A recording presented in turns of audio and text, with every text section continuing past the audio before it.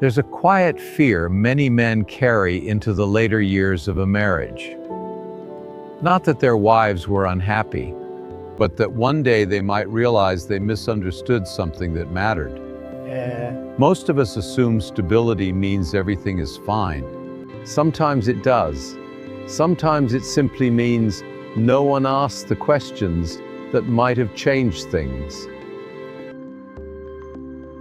I'm 81 now, which is a strange age to begin understanding things that seemed settled for most of a lifetime. My wife had already been gone for several days when the realization came. Not during the funeral itself. That day moved the way those days always do. People speaking softly, hands on shoulders.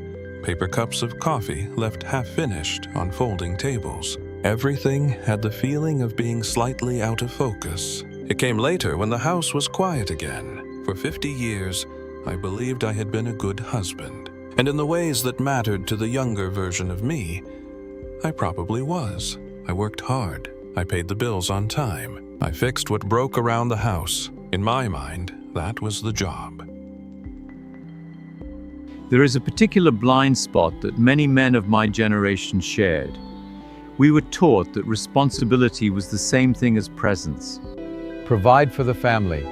Keep the house running. Solve the practical problems. And if all of that was happening, we assumed the emotional part of the marriage must be working too. Sometimes that assumption lasts decades. When we were young, life moved quickly. We married before either of us really understood what a marriage would ask of us. She had a way of laughing at small things, burnt toast, the dog tracking mud through the kitchen, the radio losing signal during our favorite program. I remember thinking that laughter meant everything was fine. Looking back now, I realize how convenient that assumption was. We built a life the way most people do quietly, year by year. Our first apartment had a refrigerator that hummed so loudly you could hear it from the bedroom. We used to fall asleep to that sound like it was some kind of mechanical lullaby. Later, there was a small house, then children, then a larger house, with a backyard that always seemed slightly too big to manage. Through all of it, I believed I was doing what a husband should do. I kept the car running. I stayed late at work when staying late seemed necessary. I brought home groceries and occasionally flowers when I remembered. My wife had her own ways of moving through life. She woke earlier than I did, even after the children grew up and left. Some mornings, I would come into the kitchen and find her standing by the window with a mug of tea, watching the light change over the yard. At the time, I thought she simply liked quiet mornings. Now, I wonder if those were the hours she gave herself, because the rest of the day belonged to everyone else. Marriages rarely fall apart in dramatic ways after decades. More often, something quieter happens. Two people continue sharing the same life, but certain parts of one person slowly stop being noticed. No argument, no crisis. Just small pieces of someone's inner life going unasked about. There were small moments over the years that I noticed, but didn't really examine. Once, many years ago, she asked if I wanted to take a short trip somewhere. Nothing elaborate, just a few days away. I remember telling her that work was busy and that we would plan something later. Later is a word that follows you around longer than you expect. Another time, she showed me a book she had been reading and tried to explain why she liked it. I nodded, but I wasn't really listening. I was thinking about something that had gone wrong at the office that afternoon.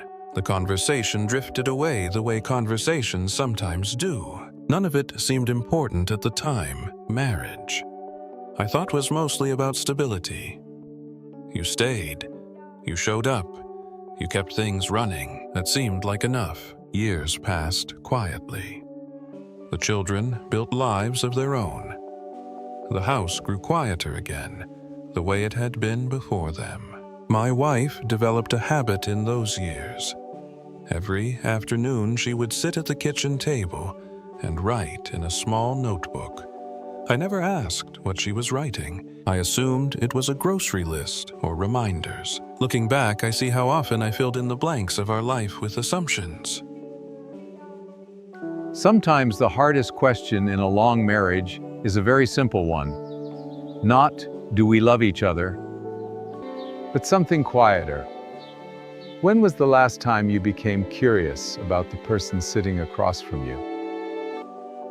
The day of the funeral came and went, the way difficult days tend to slow in the moment, and strangely distant afterward. Later that evening, when the house was finally empty, I walked through the rooms without really knowing what I was looking for. The kitchen still smelled faintly of the lemon cleaner she liked. The back door creaked the same way it always had. On the table was the small notebook. I almost didn't open it. It felt like something private, something that had belonged entirely to her. But grief has a way of making you curious about the parts of a life you overlooked. Inside were pages filled with careful handwriting. They weren't lists. They were observations, little things she had noticed over the years. The first crocus blooming in the yard one spring. A memory of our children building a snowman when they were small, the way the kitchen light looked on winter afternoons. There were also sentences about our life together. Not angry sentences, not accusations, just quiet descriptions. One page near the middle stopped me. It said something simple. It said that I was a good man who worked very hard to take care of a family, and that she had always been grateful for that. Then it said something else. It said she sometimes wondered whether I had ever really seen her, or only the life we had built together. I sat at that table for a long time after reading that, because the truth was uncomfortable in a way that took time to settle. I had believed our marriage was peaceful. I had believed the absence of conflict meant everything was working the way it should. But peace and silence are not always the same thing. Over the years, my wife had been present in every part of our life, our children, our home, the steady rhythm of ordinary days. And I had been present too, in the practical ways that seemed important at the time. What I had not realized, what took 50 years and a quiet kitchen after a funeral to understand, was that presence can mean different things. You can share a house, share responsibilities, even share affection, and still miss parts of the person standing beside you. I don't think my wife felt unloved, but I do wonder now if there were parts of her life she carried alone simply because I never thought to ask. Sometimes the great lessons of a life don't arrive during the years when we can still change everything. They arrive quietly after the rooms are empty. And all that remains is the understanding.